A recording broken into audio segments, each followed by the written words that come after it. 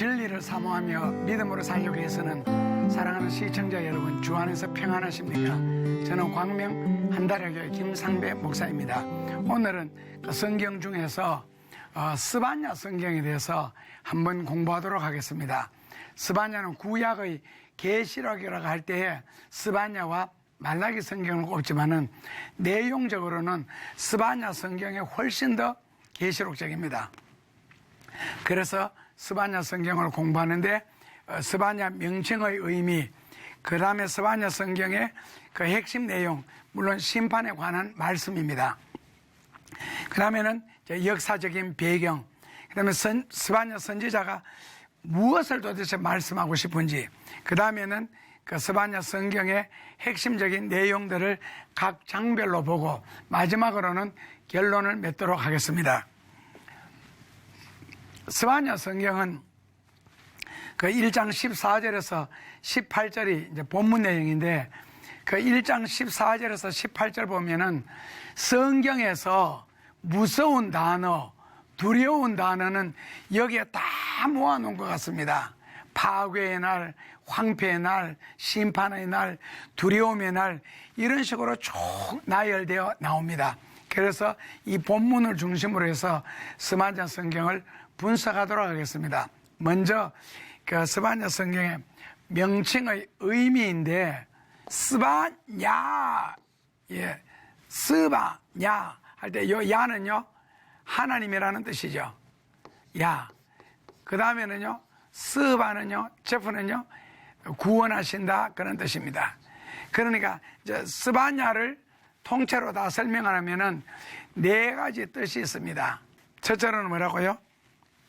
하나님이 보호하신다. 둘째로는 하나님이 숨기신다. 셋째로는요, 하나님이 감추신다. 넷째로는 소중히 간직하신다. 그렇다면 스바냐 성경은 안 읽어도 이미 무슨 내용인지 아시겠죠? 하나님이 특별히 보호해 주시고 소중하게 간직해 주시고 어딘가에 감추어 두시고 어딘가에 숨겨 놓는다는 거예요. 자, 여러분들 가정에서는 특별히 감추고 소중하게 숨겨 놓고 하는, 보호하는 것은 예를 들어서 어떤 것들입니까? 예를 들어서 현금, 아니면은 각종 보석이나 보물 같은 것은 아무 데나 두지 않지요. 이불 같으면 이불이 들어있는 장소가 있고, 접시 같으면 접시가 들어있는 장소, 누구든지 다 알고 있습니다. 그런데 보석은 어디에다 두는지 절대로 모릅니다. 현금 어디에다 두는지 모릅니다. 옛날에는 할머니님 같은 경우 보면 장판 밑에다가 현금을 감춰 놓더라고. 그러면서 좋은 거일수록 너무 깊이 감추지 마라, 그러는 말씀을 하시더라고요. 그런데 이 스바냐 성경은 하나님이 누군가는 특별히 감추시고 숨기시고 소중히 간직하시고 보호하시는 것은 대전제가 뭐겠어요? 바로 구약의 계시록이라고 그랬죠. 그렇다면 계시록이라는 것 자체가 하나님의 심판, 하나님의 저주, 그 다음에 심판 저주 이전에 뭐가 나오겠어요? 대환란이 나오겠죠. 그러니까 스바냐 성경은 대환란이 임할 때에 누구는 숨겨놓으시고 감춰주시고 소중히 간직할 사람들이 있다는 겁니다. 소중히 간직할. 그렇다면은 스바냐 성경의 핵심 내용이 무엇이냐? 그랬을 때 한마디로 말하면요, 바로 심판에 관한 말씀입니다. 그러니까 그 심판 때에 하나님이 숨겨주시고 간직해 주시고 보호해 주신다. 그렇다면 누구를, 그럴 때 모든 사람을 다, 그렇다면 심판 자체는 환란 자체가 없어야죠. 다 숨겨줄 바에는요. 예를 들어 학교 졸업할 때 6학년 졸업만 하면은 전부 다 개근상을 준다. 그러면은 뭐 의미가 없잖아요. 결성한 사람도 개근상, 한 번도 안 빠져도 개근상, 그 상의 의미가 없잖아요. 그 안 주는 거하고 똑같거든요.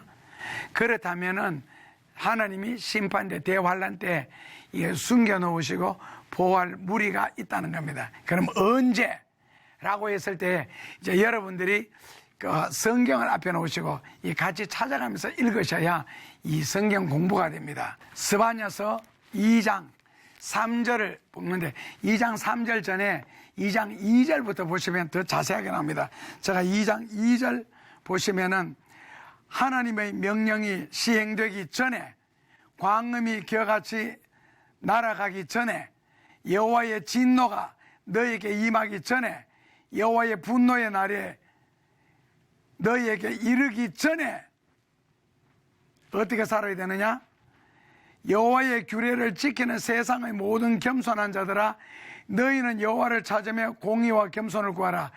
너희가 혹시 분노의 날에, 진노의 날에, 환난 날에 명령이 시행되기 전에, 심판이 오기 전에 하나님의 보호를 받으리라.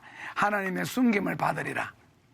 그러니까 결국 언제 하나님의 숨김을 받고 보호를 받고 간직함을 받을 수가 있겠느냐 했을 때 바로 2장 2절에서 3절에 보면은 명령이 시행되기 전에, 그러니까 우리말로 바꾸면 명령이 시행될 때, 하나님의 진노가 임할 때, 하나님의 분노가 임할 때, 하나님의 심판이 되었을 때에 거기에서 소중히 숨김을 얻으리라 그랬습니다.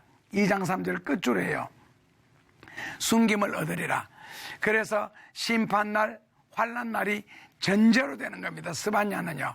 그래 누군가를 보호해 주시고 간직해 주시죠. 그 다음에는 1장 14절에서 16절이 오늘 본문의 말씀인데 거기 내용에는 이런 단어들이 나옵니다. 여호와의 큰 날이 가깝도다. 가깝고도 심히 빠르도다. 큰 날은 심판날, 대환난날을 성경에는 큰 날이라고 합니다. 그 다음에 용사가 거기서 심히 애곡을 하는도다. 그날은 분노의 날이요, 환난과 고난의 날이요, 황무와 파괴의 날이요, 캄캄하고 어두운 날이요, 구름과 흑암의 날이요, 나팔을 불어 경고하는 날이며 경고한 성읍들이 무너지는 날이요, 높은 망대를 치는 날이로다. 그러니까 한마디로 말하면 대환난, 대심판을 전제로 하는 그때입니다. 그러니까 그때가 되면 바로 하나님이 간직할 자, 보호할 자 이제 나온다는 거죠. 그 다음에 그것과 더불어서 요한계시록 8장 7절에서 11절 여기도 읽어보시면은 요한계시록 8장은 이제 나팔 재앙이 나오거든요. 세상에 상당하게 심판당하고 멸망당하는 그런 내용이 나옵니다. 그리고 스바냐 성경 1장 2절에서 3절 말씀에 보면은 이제 심판에 관한 말씀이 이렇게 나옵니다. 스바냐 1장 2절입니다. 여호와께서 가라사대 내가 지면에서 모든 것을 진멸하리라. 세상에 있는 모든 것을 진멸하는데 그러시면 사시는 말씀이 내가 사람과 짐승을 멸절시킬 것이고 공중의 새와 바다의 고기와 거치는 모든 것들을 다 지면에서 멸절하리라. 스바냐 1장 2절에서 3절입니다. 그래서 땅 위에 있는 모든 것을 진멸하되 사람뿐만 아니라 물속에 있는 고기들, 땅에 뛰는 짐승들, 땅에 있는 모든 수목들까지도 진멸이 아니고요. 1장 2절에서는 진멸하리라 그랬는데 3절에서는 멸절하리라. 아주 싹 쫓아 없애겠다는 뜻입니다. 이럴 때에, 이런 엄청난 심판이 올 때에 뭐라고요? 누군가는 소중히 간직해 주시고 누군가는 숨겨 주시고 보호해 주신다는 거예요. 그래서 이게 이제 스바냐 성경의 바로 핵심 내용입니다. 그 다음에는 어떻게 하나님이 보호를 해 주실 것인가 했을 때에 하나님이 어떻게 스바냐 1장 12절 말씀에 보면은 내가 등불로 예루살렘을 두루 찾아다니시면서 사람을 찾는데 그 마음속에 이르기를 하나님은 여기 성경에 보면 심중에 이르기를 하나님은 복도 내리지 아니하시고 화도 내리지 아니하시고 심판도 하지 아니하신다 하는 자들을 멸절시킨다는 거예요. 그렇다면 이 내용을 반대로 바꾸면은요, 하나님은 진노도 하시고 화도 내리시고 복도 주신다. 다시 말하면은 하나님의 살아계심을 믿고 그 말씀대로 순종하고 인정한다면 그날에 바로 보호를 받을 수가 있다는 겁니다. 그래서 하나님께서 화가 나셨다고 해서 세상의 모든 사람을 죽이는 것이 아니다. 노아 시대 때 물로서 온 세상을 멸망시켰지만 노아 가족을 하나님이 특별히 보호하셨죠. 특별히 간직하셨고, 어디에다가요? 방주라는 곳에. 그러면은 스바냐 성경 1장 7절 말씀에 보면은 그날에는 내가 청할 자들을 구별하리라. 하나님이 구별하리라 그랬습니다. 구별하리라. 누구를요? 하나님이 간직하실 자들, 보호하실 자들을요. 그래서 등불을 들고 그런 자들을 찾아다니신다. 예루살렘에. 꼭 디오게네스가 대낮에 등불 들고 찾아다니는 것처럼요. 제자가 질문했습니다. 선생님, 이 대낮에 왜 등불 들고 찾아다니느냐고. 디오게네스가 그 말했습니다. 너는 지금 이 시대가 대낮으로 보이느냐? 내가 볼 때는 캄캄하고 어두운 세상이다. 사람이 눈에 안 보인다. 결국 디오게네스가 찾는 사람, 하나님이 앞으로 심판을 앞두고 예루살렘 거리를 두루 다니시면서 등불로 사람을 찾는데 하나님의 존재, 하나님이 하시는 일을 인정하는 사람을 찾겠다는 겁니다. 그러면서 스바냐 성경 1장 7절에서 그런 자를 구별해서 하나님이 보호를 하시겠다는 겁니다. 그렇다면 그렇게 구별되기 위해서는 우리가 어떻게 살아야 하는가, 구별되기 위해서는 어떻게 살아야 하는가 했을 때에 스바냐서 2장 3절에 보면은 첫째로는 공의를 구하는 자들아, 그러니까 바르게 살아야 되고, 둘째로는 진리를 사모하면 겸손한 자들아. 그러니까 겸손한 자라는 말이 하나님의 은혜를 사모하는 걸 전제로 합니다. 그렇다면 겸손이라는 정의가 무엇일까? 그랬을 때에 구약적으로는, 구약 성경에서는 겸손이라는 말을 무릎을 꿇는 주제 파악하는 거예요. 자기 자신을 분석하는 거예요. 그러니까 주제 파악, 그냥 국어 용어로 바꾸면 주제 파악이고, 아니면은 분수를 아는 거예요. 자기 분수를. 이게 구약 성경에서 겸손이라는 단어 뜻입니다. 그렇다면 자기 주제를 파악하고 내 분수를 찾다 보니까 나는 어떤 존재입니까? 죄인이라는 것을 아는 것이 구약의 겸손입니다. 그러니까 내가 죄인이라는 사실을 깨닫고 아는 거예요. 그렇다면요, 내가 죄인이라는 것을 아는 이상 구세주가 필요하고 누군가를 믿어야 되지, 하나님을. 그 하나님을 찾아가는 게 뭐라고요? 구약에서 겸손입니다. 그 다음에 신약에서 겸손이란 넬다운에서 무릎을 꿇는다 그러는 뜻입니다. 무릎을 꿇는다. 그러면 무릎을 꿇는다는 말이 무슨 뜻이에요? 기도한다 그러는 뜻이죠. 그래서 신약 성경에서는 기도하는 것이 겸손입니다. 그 다음에는 일반적인 의미에서요. 그 다음에 일반적인 의미에서 겸손이란 영어로 표현하면 FTU요. 그러니까 상대편을 배려하는 거.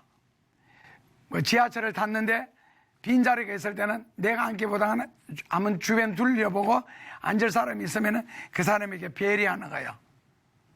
하다못해 식사할지라도 자기보다 윗사람이 있거나 연세가 많은 분이 계시면 그분이 수저들기 전에 내가 먼저 들지 않는 거예요. 그러니까 그게 이제 겸손이라고도 표현하고, 일반적인 용어로 바꾸면은 교양이라고도 하죠. 그러면은 다른 말로 바꾸면은요, 결국 겸손이라는 것은요, 자기가 죄인이라는 것을 알고 하나님을 믿는 것, 반대로 바꾸면은요, 하나님을 사모하거나 찾거나 예수님을 믿지 않은 것은 교만한 사람이고요. 그 다음에 신약적으로는요, 무릎을 꿇는 거예요. 그 얼마나 많이 기도하느냐, 자주 기도하느냐가 그만큼 겸손한 거고, 얼마나 기도하지 않느냐는 것은 그만큼 교만한 겁니다. 그래서 내가 잘났다, 뭐 이게 교만한 게 아니고, 기도하지 않는 것 자체가 교만한 겁니다. 그래서 신구약 성경에 죄 문제를 다룰 때에 다윗 같으면은 우리아 장군을 죽이잖아요. 그냥 살인이에요. 그 살인으로 끝난 거예요. 하나의 죄지요. 그런데 가중죄가 있습니다. 죄 중에서 다시 죄를 범하는 것이니라. 그게 바로 뭐냐면은 이사야서 30장 1절, 이사야서 30장 1절 2절이 붙어 있습니다. 이사야서 30장 1, 2 이렇게 해놨어요. 여기 보면은 너희가 무릎을 꿇고 하나님 앞에 묻지 않는 것이, 즉 기도하지 않는 것이 죄에 죄를 더하는 죄인 줄 알지 못하느냐. 가중처벌죄죠. 죄에 죄를 더하는 것.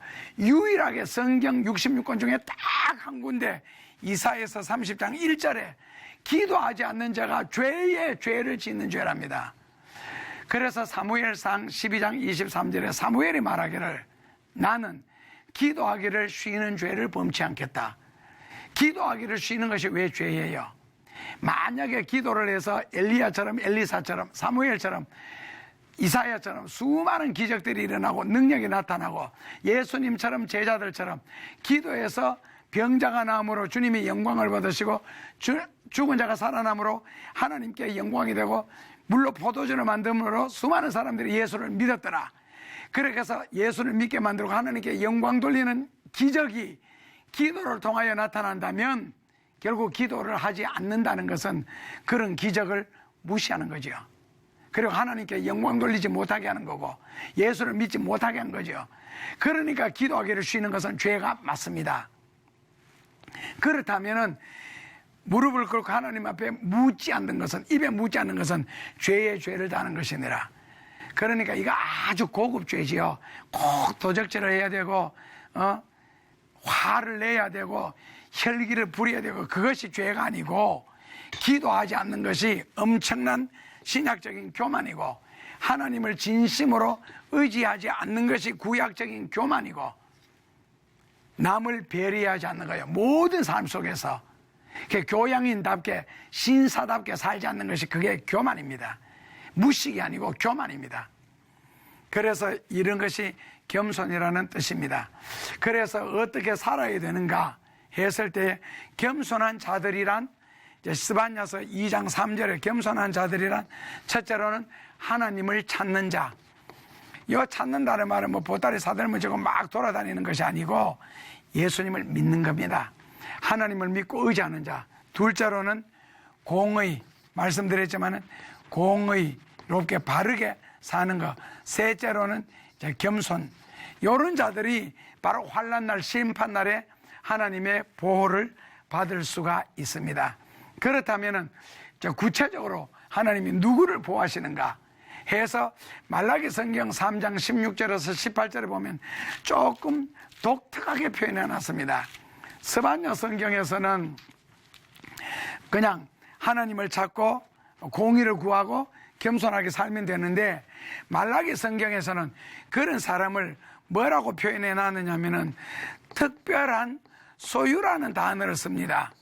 특별한 소유. 특별한 소유입니다. 그 다음에는 이 특별한 소유자를 위해서 마련되는 책을 기념책이라 그럽니다. 요즘에는 기자를 이렇게 약자로 많이 쓰는데, 기념책이요. 잠시 설명하면요, 말라기 성경 3장 12절부터 15절까지 보면은 교회를 다니는 사람들, 그러니까 하나님을 믿는 사람들, 성경에는 교회 다니는 사람들에 대해서는 언급을 하지 않습니다. 신앙을 논하는 거죠. 그러니까 신앙인들이, 하나님을 믿는 사람들이 둘러앉아가지고 자기들끼리 이야기하는 거예요. 말라기 시대 때도 구약의 마지막이잖아요. 말세잖아요. 그러다 보니까 상당하게 불의, 부정, 제사장까지 합세해가지고 뇌물 받고 사람들을 억울하게 만들고 이러니까 말라기 성경 1장 10절에서 17절에 보면은 하나님의 탄식이 나옵니다. 그 말라기를 통하여서요. 누가 성전 문에다가 못질 내라. 교회 안에서는 할렐루야 주여 믿습니다.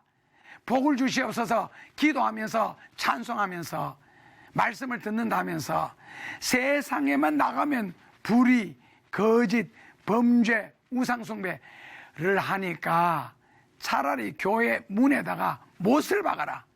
그러면 그들이 다시는 성전에 들어와서 회개한다. 복을 달라. 은혜를 달라. 이런 기도 듣기 싫다는 거예요. 하나님이. 딱 질색이다. 제사장조차도. 그래서 교회 대문에다가 대못을 쳐라. 성경에. 그리고 탄식하는 이야기 나옵니다. 그 정도로 타락한 시대입니다. 그러다 보니까 경건한 신앙인들이 둘러앉아서 우리가 지금 이렇게 말씀을 순종하려고 애쓰고 하나님을 사랑하려고 애쓰는 우리가 뭐가 덕이 있느냐, 복이 뭐가 있느냐, 믿지 않는 사람들이 더 잘 살고 불의를 행하는 사람들이 돈 더 많이 벌고 절간에 다니는 집아이들이 오히려 더 잘 된다는 거예요. 그때에 16절에 보면은 하나님께서 그들의 이야기를 분명히 들으시고 여호와의 이름을 존중히 여기며 하나님을 잘 믿는 자들을 위하여 내가 뭐라고요? 기념책을 마련하리라.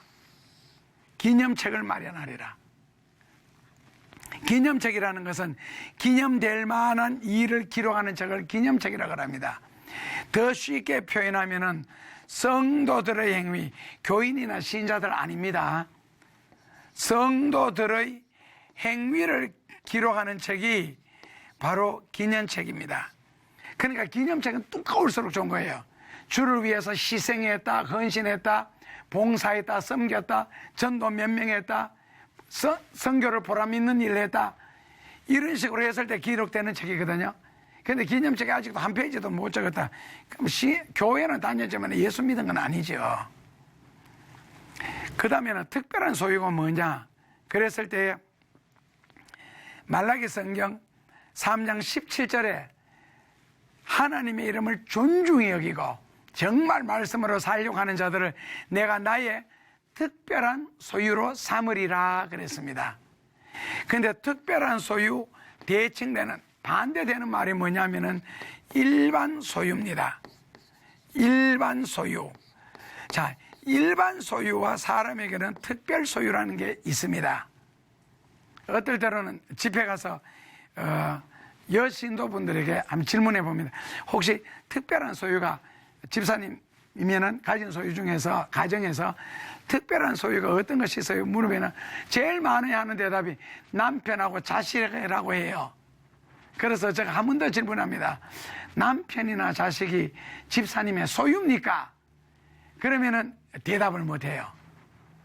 남편이나 자식이 어떻게 나의 소유입니까? 내 마음대로 처리하는 거 아니죠. 그렇다면은 여자분들에게 있어서 특별한 소유가 무엇일까 했을 때에 약혼식을 하거나 결혼식을 할 때 받는 반지, 아마 목걸이 이런 것이 특별 소유일 거고 평소에 뭐 볼펜, 뭐 손수건, 행주, 걸레 이런 거는 일반 소유 아닐까요?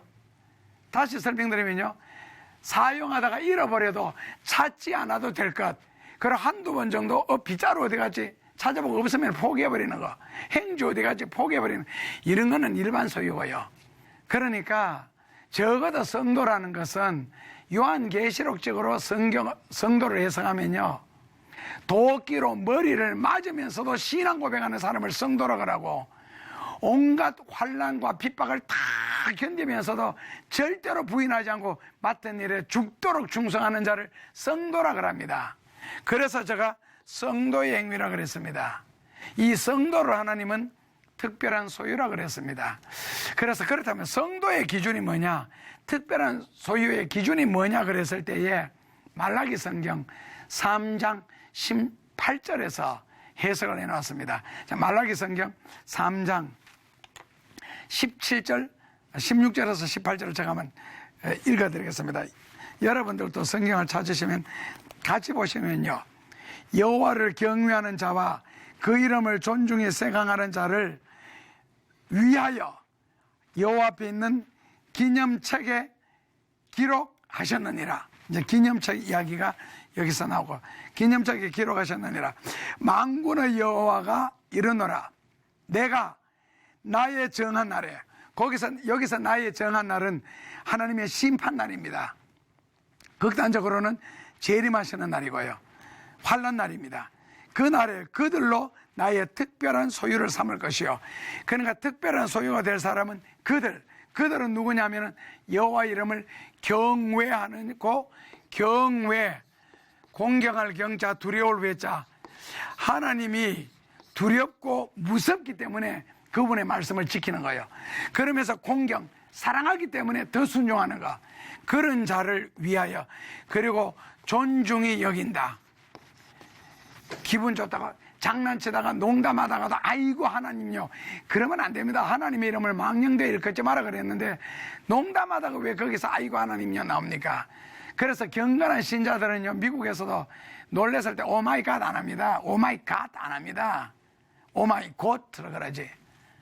그러니까 적어도 하나님의 이름을 함부로 부르면 되겠습니까? 무슨 농담하다가 아이고 하나님이 그래요. 그러니까 경외하는 자와 존중히 여기는 자를 위하여 그들을 나의 특별한 소유로 삼으시고, 그 다음에는요, 내가 그들을 아끼리니.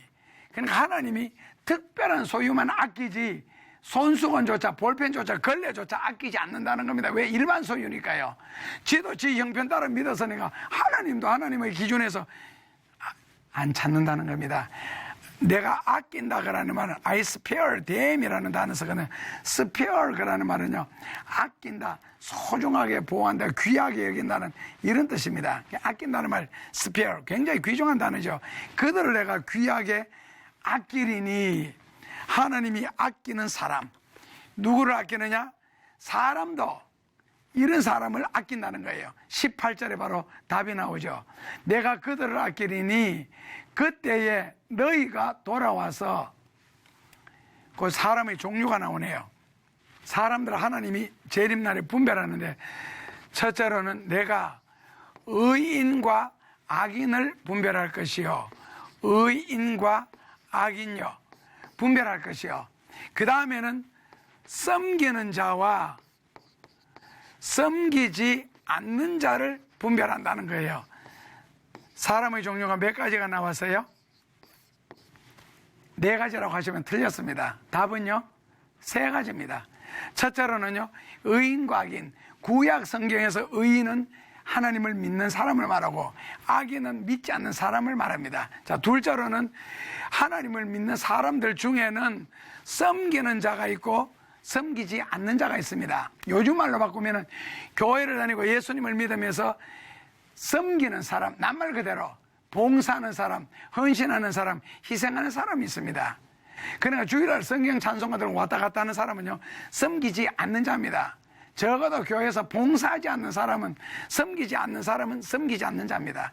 의인 중에 믿음으로 말미암아 의롭다함을 얻었다. 이것을 이신득이, 이신, 그러니까 믿음으로 말미암아 얻었다. 뭐라고요? 의롭다, 인정을 받았다. 이신득의, 이거는 되지만은, 그러나 뭐라고요? 성화는 아니지요. 성화, 거룩하게 되는 거예요. 그래서 앞으로 예수님이 재림하시면 의인과 악인을 분별하는데, 그 중에서도 섬기는 자와 섬기지 않는 자를 다시 분별하고, 이 중에서 너희들도 너희를 섬기는 자를 아끼는 것처럼 나도 나를 섬기는 자를 아끼리라. 그래서 교회만 다니면은 어떤 면에서 앞으로 도루묵 될 가능성도 있다는 겁니다. 섬겨야 됩니다. 그러면 결국에는 섬기는 자를 뭐라고요? 하나님이 특별한 소유로 삼으시고, 이 특별한 소유가 된 자를 위해서 하나님은요, 기념책을 준비하신다는 겁니다. 이렇게 해요.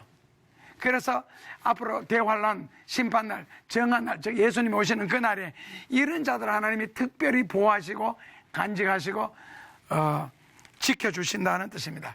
그 다음에는 어디로 가느냐? 그랬을 때에 구약 성경에 보면은 도피성 이야기가 나옵니다. 계시록 11장 12절을 소개하고 싶고, 마태복음 24장 30절에서 31절에 보면은 예수님이 수많은 천사들과 함께 구름을 타고 오시는 이야기가 나옵니다. 그리고는 31절에 천사들을 땅 이 끝에서 저 끝까지 보내어서 택한 자를 데리고 오라고 합니다. 그런데 이것은 여기 있네. 내가 올라가는 게 아니고 천사가 데리고 간다 그랬습니다. 그런데 이사야서 27장 12절에 보면은 한 사람씩 데리고 간대요. 부부지간에 꼭 껴안고 잘지라도 아내만 갈 수가 있고 남편이 갈 수도 있습니다. 그럼 안고 있는데 사람이 몸이 변화체가 되어버리면은요, 필요 없습니다. 예수님이 죽었다가 다시 살아났을 때 그걸 어떤 면에서는 한자로 영의 몸이라 그러잖아요. 영체라고 말하고, 이걸 다른 말로 바꾸면 변화체라 그러거든요. 몸이 변화됐다 그러잖아요. 그리고 변화산에서도 변화되셨고요. 그 변화체, 이 변화가 되어버리면은 예수님이 제자들이 문을 닫고 있는데도 문 열지 않고 쑥 들어오시죠. 바로 초월하는 몸이 됩니다. 그러므로 안고 자도 안 됩니다. 그래서 이사야서 27장 12절에 하나씩 천사가 데리고 가는데 누구를 데리고 가느냐? 스바냐식으로 해석을 한다면 특별한 소유입니다. 적어도 기념책 있는 사람요. 데리고 가는데 계시록 11장 12절에 보면은 하늘에서 큰 음성이 있어 가로되 이리로 올라오람을 저희가 듣고 구름을 타고 하늘에 올라가니 수많은 사람들이 서서 구경하더라. 자, 그렇다면 이때 계시록 11장 12절에는 사람이 두 종류로 확 나뉘어지네요. 구름을 타고 하늘에 올라가는 사람이 있고 서서 구경하는 사람이 있습니다. 여러분들은 구경하는 자리에 있을 것 같아요? 구름을 타고 하늘에 올라가는 자리에 있을 것 같아요? 답은요, 마음은 구름을 타고 하늘에 올라가고 싶지요. 그런데 몸은요, 그렇게 살았느냐? 평생을 섬기며 살았느냐? 진리를 안 후에, 예수님을 믿은 후에 섬기며 살았느냐는 겁니다. 왜? 섬기는 자를 데리고 가니까요. 하다못해 도적이 여러분들 집에 와서도 이불 훔쳐가는 거 봤습니까? 옛날식으로 하면 요강을 훔쳐갑니까? 돈, 증권 같은 거, 금은 보석 훔쳐가지 누가 이불 훔쳐갑니까 지금? 그렇다면 예수님도 이 세상에 올 때 일반 소유, 믿지 않는 사람, 교회 몇 번 왔다 갔다고 해서, 아니면 주일날 교회 한 번 간다고 해서 아닙니다. 섬기는 자, 헌신하는 자, 희생하는 자, 선교하는 자, 이 텔레비전을 시청하고 있는 여러분들도 지금 빚지고 있습니다. 방송국이라는 걸 세워서 수많은 전문 기술자들을 채용해서, 그리고 어디서 이런 진리의 말씀을 들을 수 있습니까?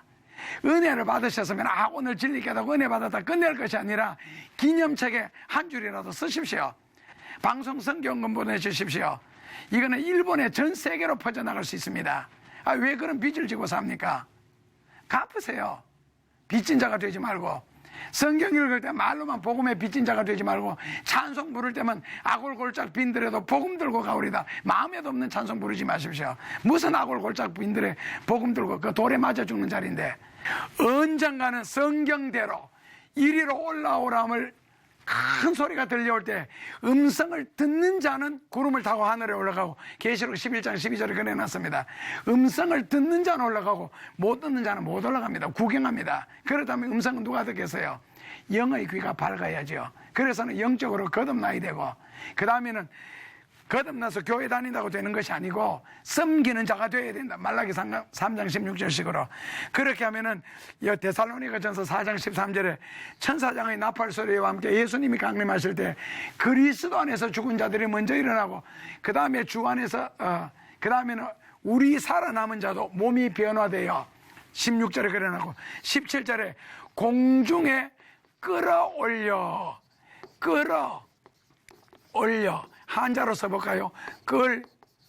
이자 올려. 우리말로 읽으면요, 겁니다. 그게 한국말로는 끌어올립니다. 공중에 끌어올려 공중에서 주님을 영접하게 하시리니 그래야 우리가 저희와 함께 세세토록 있으리로다. 휴가라는 단어는 성경에 없지만 공중에 끌어올려가 한자로 바꾸면 있습니다. 그래서 그날의 영광, 환난 때 심판 때 고통당하는 자리에 있지 않고 영광의 자리, 공중에서 주님을 영접하는 그 자리, 천사들 이 세상에 와서 사람을 찾아갈 때 찾기는 그 자리에 여러분들이 계시는 특별한 소유가 될 수 있도록 지금부터라도 섬기며 사시기를 주님의 이름으로 축원합니다.